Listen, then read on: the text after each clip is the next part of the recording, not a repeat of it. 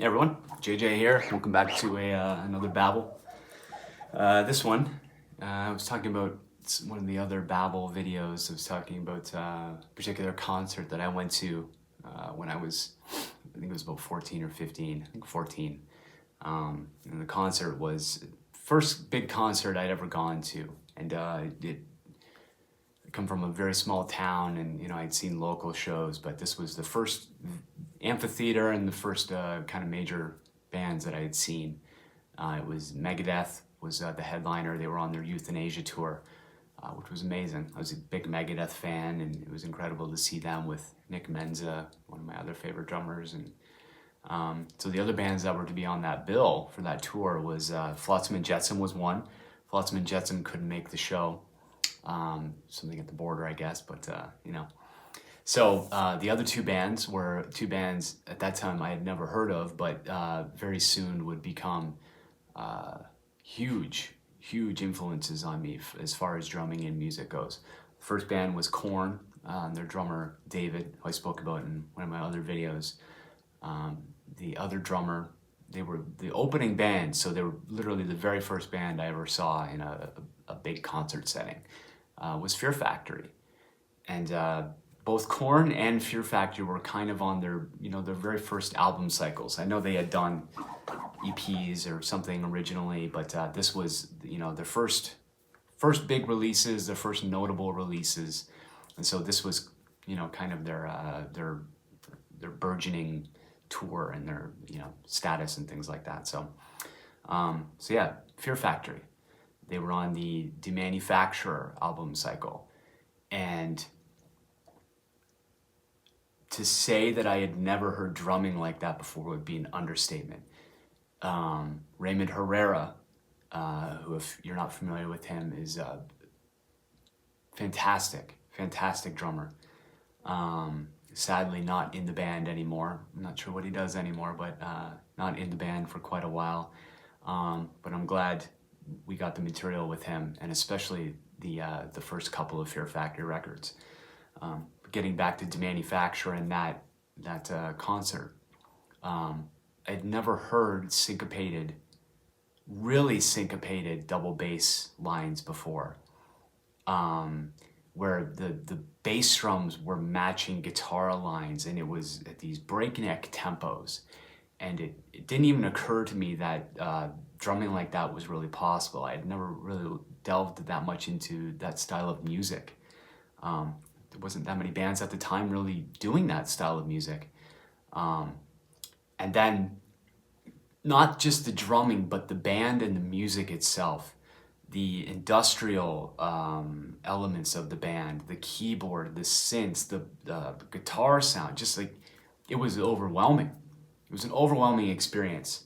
The best thing it's like you can compare it to, like, seeing that band live at that time was just like, it was just like a hammer, like it was relentless. And my friends and I that were at the concert, we were just blown away. We were so young and so impressionable. So we came back from the concert, and we all, we're excited about checking these bands out. And so someone picked up The Manufacturer, someone picked up Korn, and we all shared these records and listened to them. And I studied that The Manufacturer record just for so long because it was so hard. I had been playing double bass at that point for maybe about 3 or 4 years. And, I was pretty proud I could play, little bits here and there. And, it was not great, but I was getting there.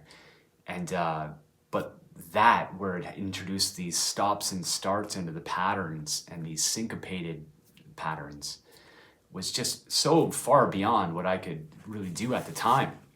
And I would have to practice the patterns with my hands first before I could even think about incorporating them with my feet. And so I just sat and just devoured that album. Just Replica was the single, and there was all these cool, in the video there's all these amazing shots of Raymond playing double bass, and he's got these huge combat boots on like Gene Hoglan would wear. It's just like, how does this guy do that with combat boots? Like, anyway, but Raymond's influence even getting into the next record, Obsolete. His influence, I was reading a lot of Modern Drummer and starting to get into, recording and learning about that. And drum triggering to me was, I didn't understand it at all at the time. I always had this idea that somehow it was cheating or, the patterns are being played for you or whatever, like sequencing, but it wasn't anything like that. And reading interviews with Raymond is what really cleared up what drum triggering was, and the way that they could use it as a supplement, just to give clarity to the drum sound. When you're playing at those tempos and that speed, it was just like there's no way you could have big boomy bass drums like John Bonham or somebody like that. You needed these tight things that would cut through, and so Raymond was one of the first guys I read that was really utilizing triggering for that purpose. So it just opened this whole new world to like bands like Prong and other bands that were triggering and Industrial Ministry, a million bands. And but yeah, just watching him play and his relaxed kind of approach to these very difficult drum patterns, it was really, really eye-opening. And as the band kind of got further along, Obsolete, if you're unfamiliar with that record, it's like a concept record, and I was really sucked in with the sci-fi elements and the Please Stayed and all these things, like a Big Brother scenario that album's getting into. It was all really, really cool, and there's many bands that have done concept records, and I think Obsolete from Fear Factory kind of flies under the radar. But the band always tied into these elements that I thought were really cool, sci-fi and James Cameron with the Terminator and all these things. And so outside of even just the drumming, the music and the way that Burton Bell also had these guttural, just, death metal vocals, but then would have these choruses that just soared and they just lifted these songs up to heights that would be, with a lesser singer, it wouldn't work nearly as well. And so yeah, that album, Demanufacture, probably to this day, it still might be it's either my top 5 or my top 10 most influential albums. I can listen to it today and it's not lost a single beat for me. Every song is good. Like songs like Zero Signal and oh man, I'm so bad with song titles, but look at the album, pick a song, you'll be good. You don't have to worry about it. If you're looking for inspiration with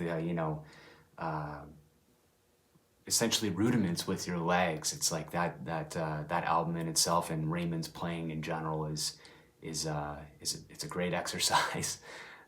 You'll be dead tired after you're done playing that stuff, but if you keep it up, it's like you'll have blazing fast feet in no time playing along with those records. So Raymond Hererra, check him out.